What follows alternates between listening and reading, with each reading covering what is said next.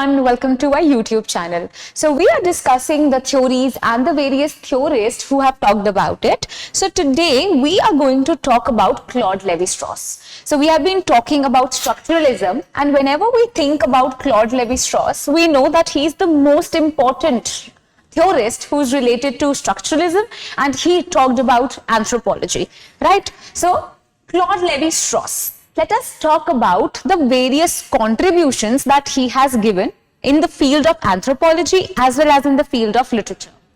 Claude Lévi-Strauss was born on 28th November 1908 and died on 30th October 2009. He was a French anthropologist whose work was key in the development of the theory of structuralism and structural anthropology. He has been called as the father of modern anthropology. So he sides and he is actually going to use a lot of theories and a lot of concepts that Fernand de Saussure has given.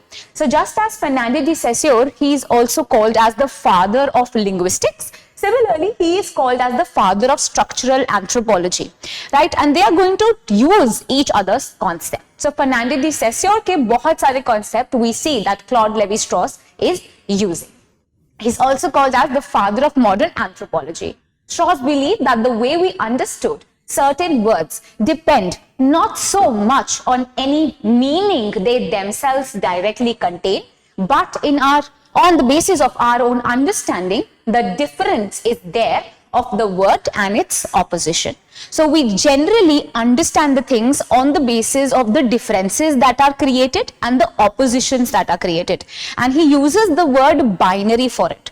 Gradually in the video, we'll discuss so many concepts that he has given in the field of anthropology and in the field of literature. And you'll realize how he is one of the most important structuralists. So this last line is definitely important. He believed that the way we understood the certain words actually depend on the meaning that is seen, and the meaning is always created in opposition with one another, like good or evil. So the first thing that we are going to discuss is the reality of totemism, right? Reality of totemism. So what exactly is totemism? This philosophy or this concept said that we are all coming from the origins of plants and animals. So we have our origins from them only. And it is Lévi-Strauss who does not believe in the reality of totemism. So he was opposing to this. And he said that there are always problems and confusions when we talk about totemism. So he studied the totic phenomena, and it's a mode of classification that he is talking about. So he said that what is totemism? Totemism is a mode of classification, and there are always problems when we talk about totemism. So he is going to give this concept of the reality of totemism. What is totemism according to Lévi-Strauss? So according to him, he says that totemism covers relations between things falling in different series, in two series specifically. One is the natural series and the other is the cultural series. So whatever we have in this world around us, we are not coming from one genealogy, but it is these are the two series that are created. This is what he will say. He said that one is the natural series from where we have plants and animals, and the other is the cultural series where we have the clans or the persons, and this is how they evolve. So for Lévi-Strauss, the problem of totemism arises when two separate chains of experience, one of the natural and the other of the culture, are confused. So what is the problem with this concept of totemism? They said, according to him, he is going to say that there is a confusion always. Because these series sometimes, because there is a lot of confusion between these two series. One is we are coming from this natural sources like the animals or the plants, and other, how is actually a person evolving? How are the clans evolving? Because of the culture. So is the culture genealogy correct, or is the animal or the natural genealogy correct? So this is what is he talking about. So there is always a confusion. Then he talked about the alliance theory. Alliance theory. So also this theory is called as the general theory of exchanges. the general theory of exchanges. And in his book, The Elementary Structures of Kinship, that came out in 1949, he talked about this concept of the alliance theory. And he, in detail, talked about the concept of kinship, right? We'll talk about kinship, but let us read what he has written here. So according to Lévi-Strauss, he led that the transmission from the animal world to the nature and then to the human world of the culture was accomplished through the medium of exchanges. So we started with this animal and this natural world that we have, and then gradually we are coming towards the cultural world, right? So this accomplishment is only possible when there is medium of exchanges. And according to him also, marriages are very important. When you marry, there are two types of species coming together, the men and the women. And this is how, because of the exchanges that happen, the clan or the world is moving forward. According to him, this gift of being a woman is the most important one. This gift of exchanging, and this is how the world will move forward. So Lévi-Strauss held that the transmission from the animal world of nature to the human one of culture was accomplished through the medium of exchange. It was in the act of giving that the category of the self in opposition to the other, or of one's own group to the other group, was actually constituted. And this is how we as a self came into picture, and this is how cultures develop. This is how the different group people were seen. Also, he talked in greater detail about the medium of exchange, how important marriages are, and how the greatest gift that any civilization can have is the women of the family. Then, what do you mean by kinship? A very important concept that he talked about.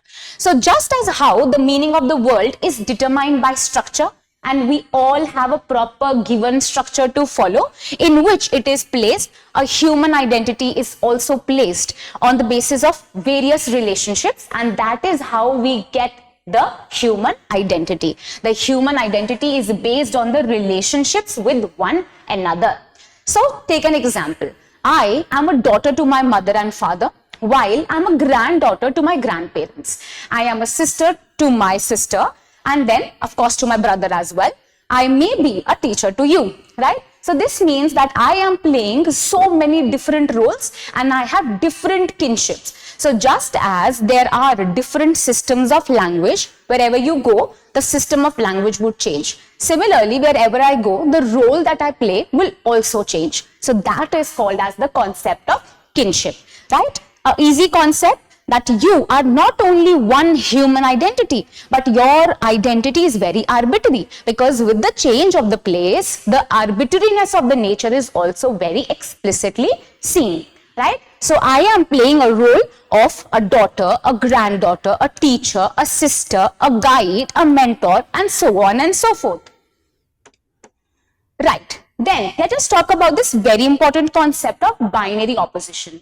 So it is Roland Barthes also who talked about it, and Jacques Derrida will also use it.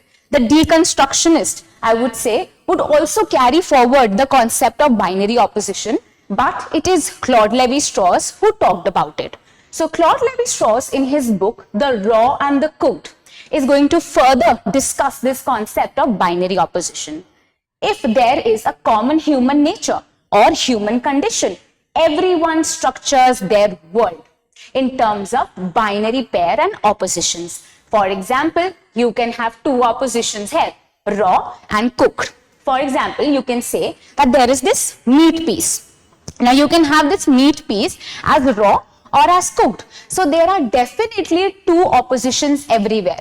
It can be evil or good. It can be white or black. It can be girl or boy. So there are always oppositions, and this is how the world works in structures, right? So this human nature or the human condition is now, we are always boiling down to this one phenomena, and that is the binary oppositions. Without oppositions, the world cannot move forward. One term is favored and the other term is disfavored. Now this is also very important. So there is this binary opposition, say, of good and evil. Good and evil.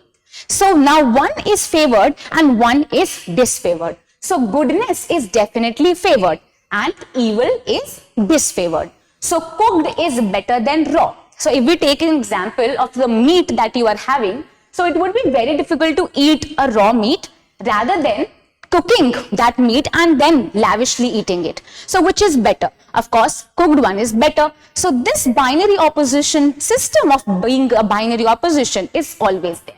Take an example of men or women. So definitely in our society, being the patriarchal society, men are more important, more favored. So that is the favored group rather than the disfavored group. They are the subordinates here, right? So good is better than evil, light is better than dark. This is also used in the phenomena of deconstruction, right? So deconstructionists talked about it. Also, Claude Lévi-Strauss is very famous for the experiments of cutlery skills, but that is something that the anthropology people used to read, and we don't have to read that. Then there is this concept of subordinate groups. So as I told you, one group is good and one is the subordinate group. So between white and black, people mostly prefer say that white is better than black. White is for the goodness and black is for the evil, right? So one is favored and one is not favored. Binary oppositions and the subordinate groups are always there. Like Dyer is a way of understanding how representation are deliberately placed in binary opposition to ensure the dominant culture is maintained and the minority representation is seen as the subordinate and marginalized.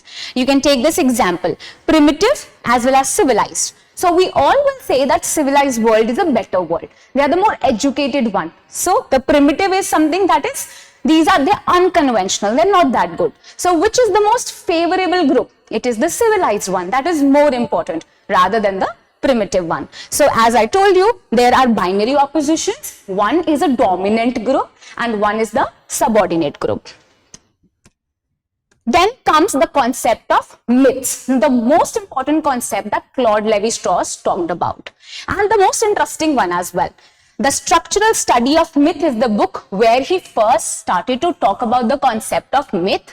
He analyzed the myth of the primitive tribes. So what he used to do, he used to go from one place to another, used to study many primitive tribes and their myths, and then he realized that myths are very much like languages, and he will use the concept of caesure, right? Let us see further and the things would be very clear. So while the content, the specific characters and the events of myth may differ widely, their similarities are based on the structural sameness. So what he realized, wherever I go, yes, maybe seamlessness of a myth can change, maybe how they are used, they can change, specific characteristics, content, they can change a little bit, but definitely what we want to say, they all boil down to one thing only. So wherever I go, the sameness of the myth is always there. This is something he realized. Then he said that definitely myths are like language. Wherever you go, language is there. Wherever I go, myth is also there. So myth is definitely like language. And how is myth and language same? There is one more thing that is the similarity between them. That is, you tell them, told in order to exist. Just as language is told, you speak it so that it exists, so that it is there, near you. Similarly, myths are told so that they can exist, right? Myth as language consists of both lang as well as parole. Now, I am pretty sure because we have discussed Fernandez de Saussure, you are very much clear about lang and parole. Lang is nothing but what? Lang is a system. It is a broader category. Remember like this, you have a chess game, the rules of the game is lang, but the move that you take according to your specific discretion, that is parole, right? So lang is the system, parole is the individualization that is there. So you see that what is Claude Lévi-Strauss saying? He observed that language has characteristics of both. It has lang and it has parole, right? Lang is reversibleness of time and parole is non-reversibleness of time. Both of these are there, as well as it is synchronic as well as diachronic, right? तो वो synchronic भी है, वो change भी होती रहती है और वो बहुत टाइम से चली भी आ रही है. So it is synchronic and diachronic. So this means that just as the language, my myths also are positionalized, or they also contain lang and parole. They are synchronic and diachronic. Take an example. The adjective noun verb the direct object adverbally. So according to the lang, what will happen? There is a reversible time. What does this mean? Reversible time means when you read it, you have to read it in one go, right? Then only it will make the complete sense. So you have to read the sentence. That means it is what? It is non-reversible. You have to read it. So it is non-reversible. If I read a single sentence or a single word, the, adjectival, noun, एक करके if I say the words, then it becomes reversible. So kabhi bhi I can use any of the word in the dictionary, or maybe in the speech that I'm saying.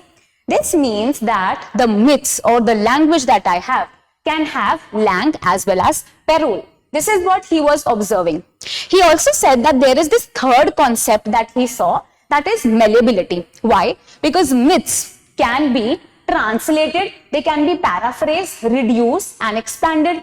Otherwise, they can be manipulated as well. So myths ko, we have the third characteristics in myths also. Lang parole is there. The third is the malleability. The myths can be changed, they can be manipulated, they can be paraphrased without losing the basic structure. Myth then, according to him, is different than language to some extent. What is this now? So myth differs from language because the basic unit of myths is not phonemes. The basic unit of myth is not phoneme. So he started by reading myths similar to language, then he will contemplate about it and then he will give you the solution. This is what he is doing in the essay. So myth differs from language because the basic unit of myth is not phonemes. The language has the basic unit of phonemes. Phonemes, the smallest unit of the speech is the phoneme. Also, there are no morphemes, the smallest unit of relatively stable meaning that cannot be again subdivided. Also, there are no synonym. Then there are no signifiers and signified, right? This means that language has all these four concepts, but myth is very different than language according to him. Because there is this third characteristic also, that the myths are what? Myths are malleable. What do you mean by malleable? Malleable means you can change the shape in any position.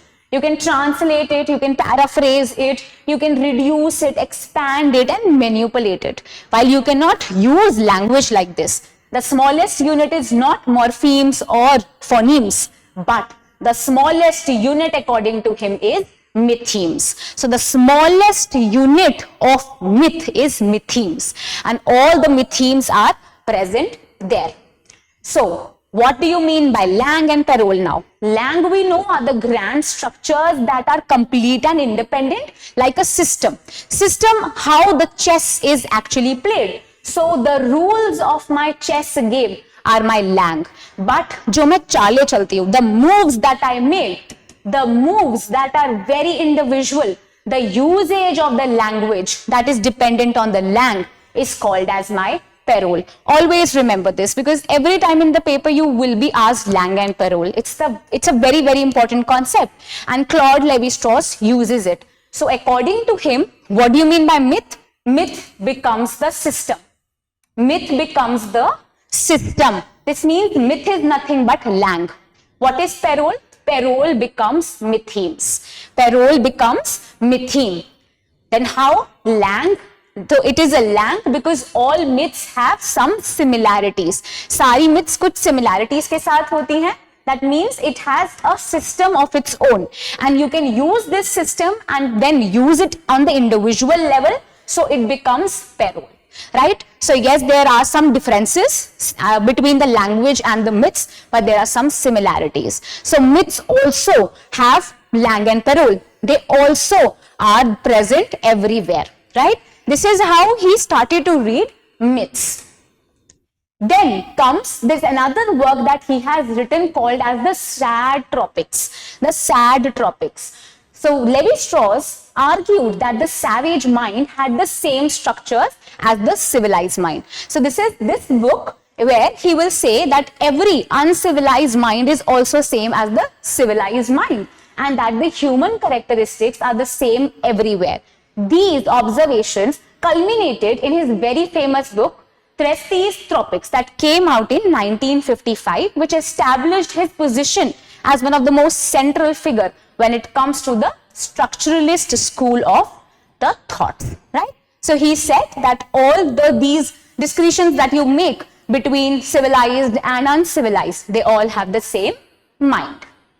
Then you have the most important work, the savage mind. This work came out in 1966, and here the most important terms are also going to be introduced.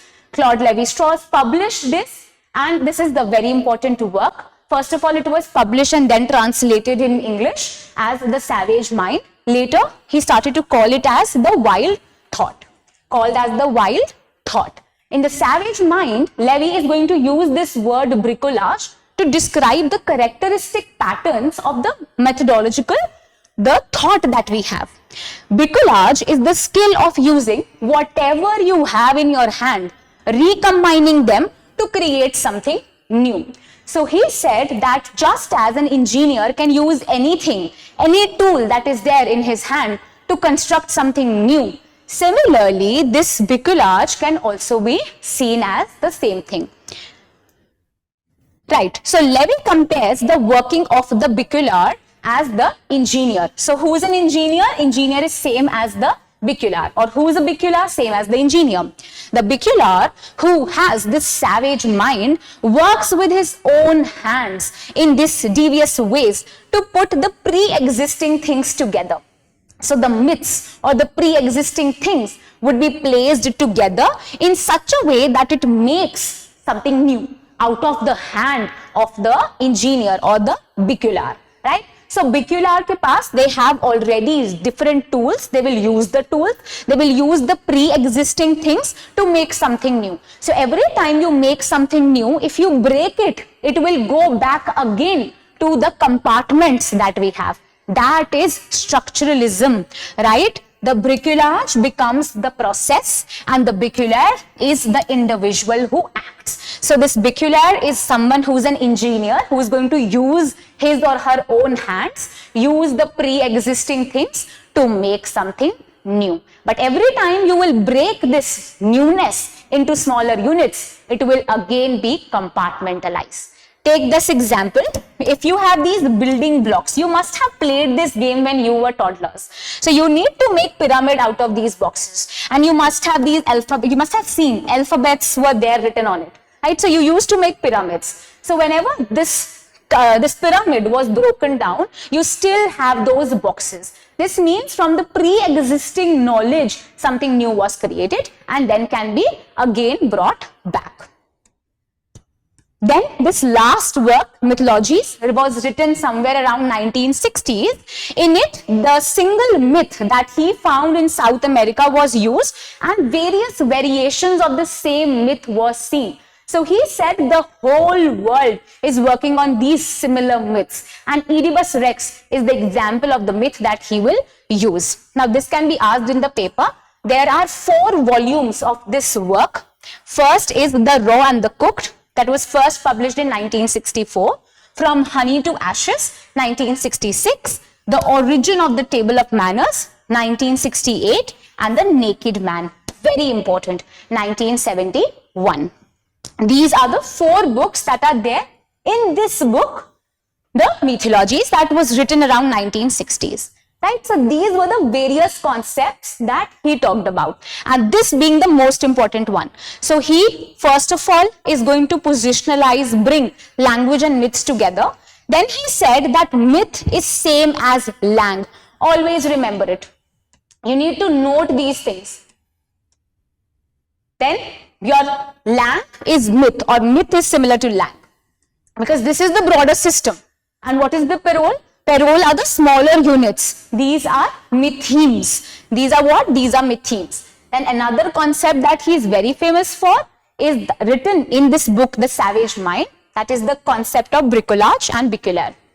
Baculard is compared to an engineer, the one who will construct things from the pre-existing things. So the baculage becomes the process. The baculage becomes the process of creation, and the one who is creating with the individual acts, that becomes the baculard, right? So I hope you understood all of the concepts that were given by Claude Lévi-Strauss. They are very, very important. If you have any doubt, you can ask me that in the comment section and I'll surely reply to you. Thank you.